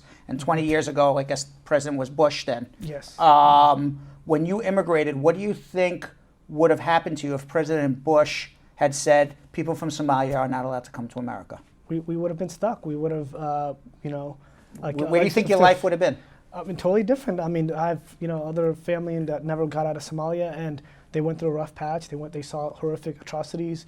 They never got education. They never just got a proper life. So your family that didn't get out, they didn't get educated. What happened to them? They went through war. I mean, they're struggling financially. They survived the war? Yeah, some survived war, some didn't. Some got killed. Some got killed, yes. And and others fled, and just for many years just kind of bounced around from refugee camps to try to get asylum somewhere else. So when other countries close borders and you're fleeing a country of civil war, that you're just trying to do everything you can, and this was happening now to people from those countries, Syria and Yemen and other countries that are subject to the ban. Yeah. Well, Donald Trump, let me tell you, if you're watching, okay, here's a guy from Somalia, a country you said don't allow anybody in, who's doing a fabulous, fabulous job, not only for Spar and Bernstein, but for all of America. Yes. And you're going to hear about this right now. So you had a client, you're an attorney. Yes. Okay, very smart guy. Probably one of the best interviews I ever had in a long time for an attorney. Thank you. Was Abadir. I was so impressed during the interview. I'm like, you're hired. Now, you had a client when you first came to us. He was in detention. Right. He was one of our clients. He was in detention. Tell us about what happened and why he was in detention. So this client, he was originally from Bosnia. He's a student, and ICE just came to his house. His student visa had expired, and they knocked on his door. He had no criminal record. He didn't pose a risk to society. He wasn't anybody that's subject to mandatory detention, and they knocked on his door and they just detained him. So he was certainly out of status, and under the law supposed to be put in deportation. Correct. But there's tens and tens of millions of people. Right. Okay. The statistic's 11 million. Yes. Probably a lot more. Right. But there's tens of millions of people, 11 million, whatever it is, out of status. ICE is not knocking on all these people's door, and this is a guy who lives in New York City, Yes. which is a sanctuary city. Right. Why did ICE come and knock on his door? All he did was overstay his time. That part we still don't know. Like I said, he has no criminal record, and there's priorities to people that they detain, right? So generally, people are getting detained now. It's if ICE did a raid at a place of business, if somebody gets arrested for a traffic stop or commits some other crime, and then they're referred to ICE. But someone like him who's in New York City, just an overstay on a student visa. Yeah, he's a low priority. He should not have been detained. And now their new policy is people who file applications for green cards or visas who get denied will also be proceeded. So he got picked up by immigration. Literally, they came and knocked on his door at I think 10 o'clock in the evening. Yep, in the morning actually. At 10 o'clock in the morning. Yeah, he had just He'd just woken up. He just woken up and and they picked him up and they put him in detention. Yes. And I know that his friends and family came and hired us. Right. And ICE was not doing what? What are they supposed to do? And what didn't they do? Right. So when ICE detains somebody, first they give them what's called a notice to appear, which is essentially like a charging document saying that this is all the allegations the service has against you. So they filed one. They're supposed to give one to the immigrant, and then they're supposed to take one and file it with the immigration court, and that begins your immigration proceedings. And what happens if they don't do this? If they don't give you a piece of paper that says, and the NTA lists all the reasons why you're being deported. So if anybody's ever seen an NTA, the notice to appear, it'll say this is your name and this is your country you're from, and you came here on this visa and you overstayed your time, or you have a green card and you committed a crime, and it lists all the reasons why the government wants to deport you. And then that starts the case. Right. That starts the engine of the car to start the case moving. Right. So what happens if the government arrests you, puts you in jail, says we're going to deport you, but never hands you that piece of paper? So if the government does that, they effectively procedurally shut you out from finding any relief from actually removal and from detention. So then, in this case, that's an unlawful detention. So basically, to break it down, is that the government doesn't hand you that piece of paper. That doesn't start the car, the engine, to start your deportation process, to allow an attorney to go to court and make an argument. So without that piece of paper being handed to you, there's no court date. Correct. There's no court date, and he just sits in jail without ever having an opportunity to go to a judge and plead his case. Yes. And in this particular case, here's a guy who was on a student visa, never committed a crime. Yes, he overstayed. Immigration came to his door, knocked on his door, arrested him, threw him in jail, never gave him the NTA, and because they never gave him the NTA, he never got a court date. He just sat there in jail, rotting away. Right. And so what happened? Because he was our client. Right, it's client. So so I'll just add to that. It's equivalent to if somebody was arrested and never got an arraignment just sat in jail, and the prosecutor never read them their formal allegations of their charges, never put them in front of a court, and just had them sit in pretrial detention indefinitely. So in this country, you get your arraignment within 48 hours for criminal charges, and that's some of the most serious things that can serious legal proceedings somebody can go through. So it's similar to immigration, and especially when you're detained in this kind of context, it's quasi-criminal where they're unlawfully detaining. So and in this particular case, the only relief he has is go to the immigration service and say, please release me. Right, exactly. And they said no. Yes. And you can't get a judge to order them, no immigration judge, because he's never going to appear before a judge. Yes, yeah. So in this case, the judge, he couldn't go to the court because the court didn't have jurisdiction because it wasn't filed. And then ICE was not entertaining his bond request. So and what made it even worse is they set him out for a date on August 10th of 2018, and he was detained on July 13th. So he's held for almost a month. So they told him, okay, August 10th, you'll go see a judge, right. And until then, for those 4 weeks, you sit in jail, right. You rot, you do nothing. Right. Okay. So August 9th comes around, and we called the immigration court to see if if his hearing was going to come up the next day to get our bond request to be filed before the immigration court. And the court said, we don't have the NTA filed, so we can't accept your. So they still never gave him any paperwork. Yeah. So even though he was told, and we were told the court date is August 10th. Right. He never got any paperwork. Court said we don't have him on the schedule. Sorry, you're not seeing a judge. Exactly. So then we went to ICE to try to get. So if the immigration court does not have jurisdiction of your case, if it's not filed, you can go to ICE and request bond from them. So we went to ICE and said, all right. Well, first we complained about not having the NTA filed with the immigration court. Secondly, we said, all right, can we get a bond request from you guys? So we did a formal bond request saying he's not a flight risk. We made the proper applications. Yeah, proper application, and did that. And then they didn't decide on the bond request. They just sat on it and said, we'll get back to you.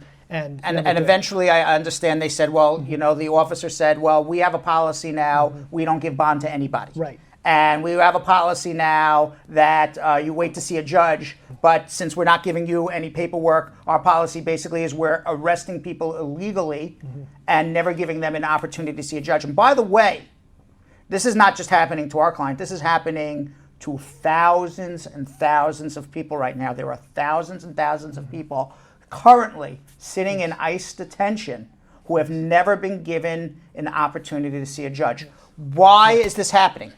So the government is using this as it's unlawful. So it's a new practice and procedure that they've done. But is it in retaliation or is it in response to there's a Supreme Court decision? Mm-hmm. Yes. So it's a response. So the Supreme Court came out with a decision, Pereira v. Sessions, saying that before the NTAs would say to be determined. So they would file an NTA they'd give an NTA to the immigrant and say, your hearing is to be determined. So they meaning that we're not going to give you a court date yet. Yes, because it's to be determined. And so the Supreme Court made a ruling in Pereira v. Sessions and said those were unlawful. And the NTA, I mean, like, as the Supreme Court said in Pereira, it's a notice to appear. So it's supposed to tell you time, date, and place of the hearing. When to appear. So So if the notice to appear doesn't say when and where to show up, the Supreme Court came, which is, remember, this is the document that starts your deportation case. Right. The Supreme Court said that's illegal. Now, there's 3 different groups of people that this affects. Right. There's people who are already in detention. There are people who need to see a judge. There are people who are already in deportation who will eventually see a judge but are not in detention. And there are people who have already been ordered deported. There's 3 different groups of people that this affects because the Supreme Court said that the way that the government was starting deportation cases on their NTAs was illegal. Now, what happened is that the Trump administration said, okay, all of these NTAs we've issued are illegal.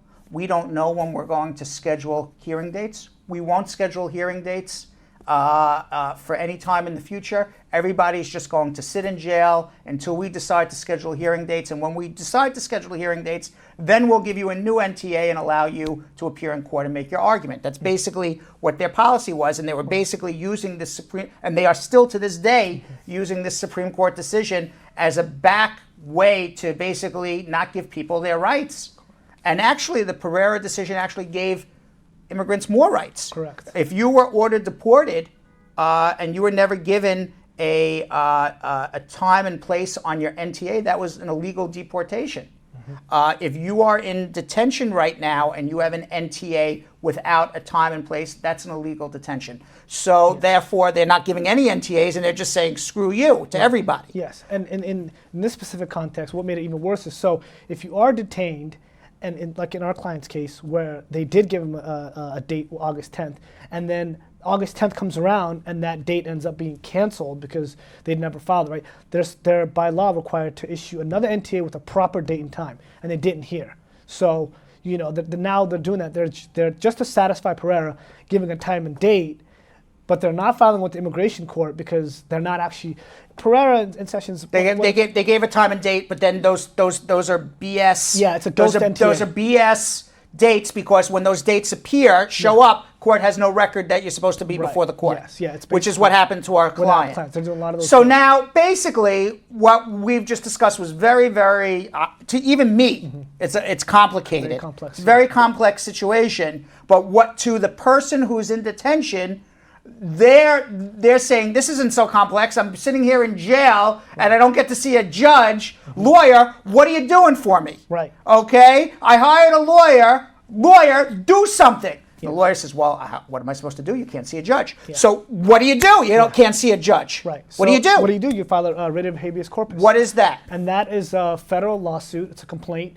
So you say, you say, since I can't get to see an immigration judge, I'm going to go see a federal judge. Exactly. And you have to actually take the ball in your own court and say, I want to see a federal judge. I'm being held illegally. Yes. So a writ of habeas corpus is a complaint for unlawful detention. And this is an example of unlawful detention where somebody is detained without ever being read their formal charges against them, without given an opportunity to have a custody determination hearing, and without an opportunity to seek relief from detainment or removal. So you file the habeas corpus, which means in Latin, actually, bring the prisoner forward. Yeah, bring the body forward. Bring the body forward. Yes. So basically what we're saying is, this person's in jail illegally, and we want a federal judge to say that immigration's holding them illegally, and as a result, they should be released. Because other than that, if we didn't file this habeas corpus, this guy would have been sitting in jail for another 6 months without a court date, basically rotting away. It's like what they do in dictatorships, okay, not in democracies, and certainly not the United States of America.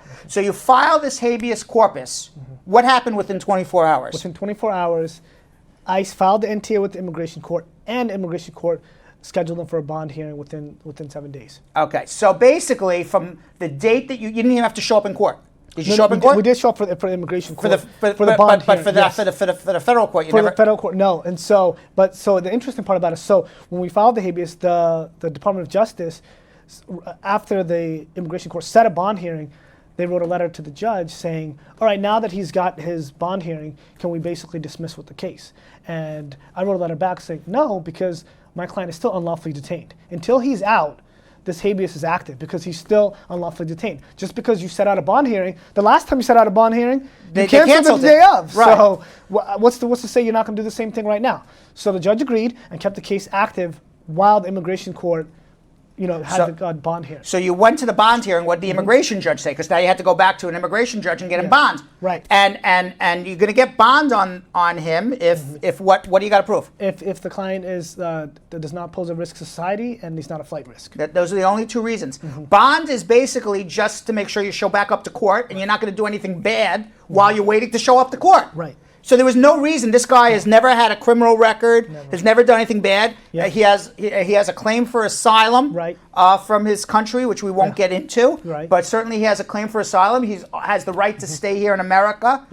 What the government did was absolutely illegal. They basically, to break it down, was they went to a man's home, they arrested him, put him in jail, and says, sorry, you don't see a judge ever until we decide. That's not what happens here in America. Now, eventually, we got onto this government's game, and Abadir went into federal court, and within 24 hours of going into federal court, the federal judge was absolutely up in arms that the government is doing this. Right. Yes. The government didn't even come in to make an argument. They know they were wrong. Right. And we had him released within 7 days of that. Yes. Which is a fabulous result. Right, Now, the reason we're saying this is happening a lot. Yes. It's not just happening to our clients, it's happening to many clients. Right. So if you or somebody you know is being held in immigration, the result, the way to fight immigration these days is, it's kind of like, what the Democrats have to do with Trump. You got to fight fire with fire. Right. Okay. Yes. You can't sit back and just take punches anymore. Right. So you got to be aggressive. You got to go into federal court. You got to file habeas corpus that you're holding people illegally. You got to file APA claims, Administrative Procedure Act claims, that the government's not following their own rules. And you got to go into federal court and get federal judges to tell the Trump administration what they're doing is wrong. And that's what Abadir did. Yes. We had our client released. He will hopefully eventually should win his asylum case, and it was a fabulous job. Right. But this is the type of lawyering that you need now in this time and in this age. Yes. Okay, the type of lawyering that we sit back and we wait for immigration to do something, those days are over. Right. You need lawyers like Abadir, like myself too. But you need, we're not the only two in the world doing this, but you need lawyers like us who are going to fight, go into federal court, and get you out of jail. Right. Absolutely, because this administration is just not following the rules, and like Brad said, you have to go in and do the APA claims for Administrative Procedures Act, file mandamuses. A mandamus is where the court mandates USCIS to do an action, right? So if they're delaying on a citizenship case, or delaying on a I-130 case, or green card adjustment case, you file mandamuses. APA claims are rampant in this administration because there's a set of practices and procedures, and this administration is circumventing them and just going about creating new policies like this one with the detaining people and not giving them a proper NTA and just detaining them unlawfully for an indefinite amount of time. That is outside of the proper procedures and regulations laid out by the Immigration Nationality Act and by the federal rules of regulation. So yeah, as Brad said, you have to go into federal court. You have to be litigious with this administration. You have to be aggressive, and you have to just strike back. And when you do that, you get good results, like our client did, who was ultimately released in 7 days from the time you went into federal court. Yeah. And the immigration judges are noticing. The immigration judge noted that this was egregious, and that he basically spent 3 months in prison with no criminal record. And the moment he got in front of the judge, fast. He was done. Because they saw you have no criminal record. You've been here 5 years. You pay taxes. You're a law-abiding resident. You're an asset to society. You have a claim for relief. Why are you being detained? Yeah, you're not subject to any time mandatory detention, and you don't have any reason to be detained whatsoever. So you see what's going on at the border, and now you see what's going on inside of the border as well. Yes. And it was a great job, Abadir. Yeah. For those of you who need good immigration attorneys who are going to fight in federal court, you're looking at them right now. By the way, how do you like working here? I love 8 weeks. Yeah, I love it. Yeah, so far so good. Yeah, I've been telling my friends and family and everybody that I love, and they can notice when I speak to them and I tell them how happy you seem, in a good place. So, so thank you for the opportunity. All right, thanks, and we look forward to more great work, and you'll be back on our show soon, hopefully. Definitely. Thanks again. All right, Abadir Beret, the new Spar and Bernstein attorney. And by the way, at this point, with Trump as president, okay, you got to be thinking there's three main types of litigations you do in federal court. Actually 4. Mm-hmm. Okay. One is the habeas corpus, when you're being held illegally. Bring the body forward. Okay. And I think Marge Higgs asked the question, when do you do it? You do it when you're being held illegally. Not everybody's being held illegally. There are some people who are being held fairly. At least not fairly, but certainly fairly under the law. There's nothing you can do about it. Other people are being held illegally. In this particular case, the man was being held illegally. Why was he being held illegally? Because he was entitled to bail, and nobody was giving him an opportunity to post a bail or even come up with a bail number. That's why he was being held illegally in that particular case. In other cases, there's other reasons why you may be held illegally. So habeas corpus, when you're being held illegally. There's something called a mandamus action. I just talked about it with 2 different clients today. Mandamus action is when immigration's not doing anything on your case. You have filed something with USCIS or with ICE or whatever, and they're just sitting on your case. They're not doing anything. You're not sitting in jail, but they're not doing anything with your case. They're just sitting there with it. You file a mandamus action, and you get a federal judge to force the government to process your application. It's what a mandamus action is, and a lot of times you have to do that as well in these days. There's something called Administrative Procedures Act claim. It's another claim you make in federal court. That's when the government doesn't follow their own rules. So, for example, they deny you adjustment when you're entitled to adjust your status. You would file an APA claim, Administrative Procedures Act claim. And then the last lawsuit you do is what's called a de novo review, when you're denied citizenship unlawfully. You ask a federal judge to actually review de novo, meaning brand new, your entire citizenship application. So there's other litigations too. There's Bivens Act claims, sue particular individual immigration officers for violating your rights. I mean, you can go on and on and on. Federal torts claims, all sorts of things. But your four main immigration claims are going to be habeas corpus, bring the body forward, you're being held illegally. Mandamus, force the government to do their job, make a decision on your case. APA claim, Administrative Procedures Act. They didn't follow their own rules. I'm now suing you. And finally, de novo review, which is I was unlawfully denied my citizenship, and I'm asking a federal judge to review it in its totality. All right. We have a couple questions. A couple quick questions. Let's go. We're over time already. Sahad, I have a green card for almost 2.7 years. Can I apply for my parents and brother who's under 21 and unmarried? No and no. You got to be a citizen first. All right. Stella, do I have to file an I-693 form before the interview or after the interview? I filed a I-485, I-130, I-131, I-765, and already submitted it. Do I have to file an I-693 form before the interview? What is the I-693 form? I don't even know what that is. Is that the medical form? I don't know numbers. You're asking me for numbers. I don't know numbers. Ella. Let me see what the I-693 is. Now I got to look it up because you think I know off the top of my head every form number? Okay, only a genius. You are a genius. I'm a genius in certain things, but I don't remember numbers. Only a genius would remember every number. The medical, that was correct. Perfect. That is the medical form. These days, I used to suggest filing the medical with everything. But these days, since the adjustments are taking more than a year, I'm now suggesting bring it to the interview. All right. Samithra De Silva. Mm-hmm. I just need to know if everyone comes through business visa can... just need to know if anyone comes through a business visa can be married out of status immigrant in USA and can be adjustment status in USA. One of them, mom green card in USA too. Do you imagine if I answered the question in the same grammar that they, yes, horse, maybe, right. I don't, possible, green, red, orange, blue, possibly. That would be basically, dog. Dog, right.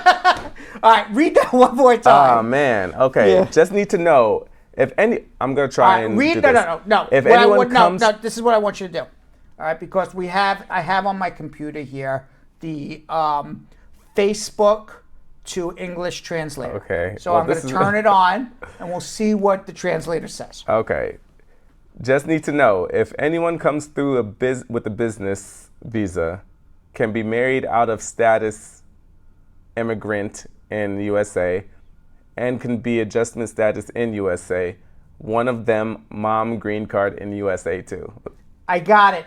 All right. They want to know if they came here on a B1 visa, overstayed their time, marries a U.S. citizen, can they adjust this status here? And by the way, my mom has a green card. And the answer is yes, you can adjust your status here even if you overstayed. That's pretty amazing. All right, Tanisha, after you get a divorce, husband left, you got a work permit and all, but waiting for an interview. How long can you wait to remarry? Wait, you didn't get your green card yet? After you got a divorce, the husband left, you got your work permit. Oh, get married the next day as long as you're in love. All right. John Thomas, hey guys, got a question. How do I check my I-130 status on the USCIS website? I'm in New York. They received my paperwork in March. I don't know which office I should look under. Where's the receipt notice from? It should say on your receipt notice where your file is. All right. I'm just going to look and see if there's any more. My that's milkshake. it. Your milkshake won't bring all the girls to the yard today because we did not hit. I'm the not going to be 800. twerking? You're not going to be twerking today, but hopefully. I'm not that gonna is a twerk. damn. That is a damn because I really wanted to see that. Damn, you I know? really wanted to twerk. We but I won't do it. We ended up at 518 shares. But we didn't hit 800. We didn't hit 800. You know what? It was a close Maybe one. tomorrow we'll play the same twerk game again. Okay. We'll see. All right. So maybe everyone can get together and work it out ahead of time, the Brad squad. Perfect. To make sure that they get to 800 shares tomorrow. I'll give them one more chance tomorrow. That's very nice of you. All right. Comments of the day. Comments of the day. Drum roll. We have 4. 4? Yes, 4 good ones. Okay. Tamika Nelson would be the first. She said, actually, I'm in a restaurant getting some charge for my phone so I could actually watch my favorite show. All right. Very good. Wow. That's Very a dedicated, good. Dedicated fan right Brad there. squad. Yes. Danny Contreras says, I'm always on the treadmill watching the show. All right, there it is. See? I'm saying we should be doing the show on the treadmill. I don't know about us, but it's good for the Brad squad to do that because, you're getting a workout in and you're getting knowledge. Okay. Third one we have from Barbara Lord. I even watched the show in my dreams. Oh. Wow, Brad. Very nice. You're in Barbara Lord's dreams. Maybe you're in her dreams. It's not me. Maybe it's Yo-Yo's in the dreams. I don't know. I'm pretty sure she meant Brad. No, though. I think it's Yo-Yo. All right, last but not least, we have one from Wendy Brown that just came in. Wendy Brown said, Brad, your firm is the best. Can't love you guys no more. Love it. That is amazing. That's 100%. Yes. And I think that's what she said because I saw that too. Thank you very much. We'll see you tomorrow. Hopefully Belgium comes back from sickness. Yeah. And thank you, Yo-Yo, for coming back. Thank you for from having me back. From the BET Awards. We're out of here. So, Sam, as part of the production, we have to say this disclaimer at the end of the show. Do you mind reading it for me? Okay, but Brad, I have to do everything around here. It's bad enough I've got to remember everything that happened on the episode from the previous day. Forget it. I'll do it. The proceeding was information only and not specific legal advice. Consult an attorney about your individual situation. Prior successful results do not guarantee a similar outcome in the future. To make an appointment with the Spar and Bernstein law firm located at 225 Broadway in New York City, call 1-800-529-5465. That's 1-800-529-5465. Easy to remember, 1-800-LAWLINK. That's 1-800-LAWLINK. Once again, make a call to 1-800-529-5465. And of course, link up with the law offices of Spar and Bernstein, located at 225 Broadway on the 5th floor. If I were you out there, make the call, make the link, make the connection, make it Spar and Bernstein. 1-800-LAWLINK. That's 1-800-529-5465. And now, conveniently located in Hartford, Connecticut on 1 Congress Street. Visit us in Connecticut or in New York at 225 Broadway. That's 1-800-529-5465. 1-800-LAWLINK. 1-800-529-5465.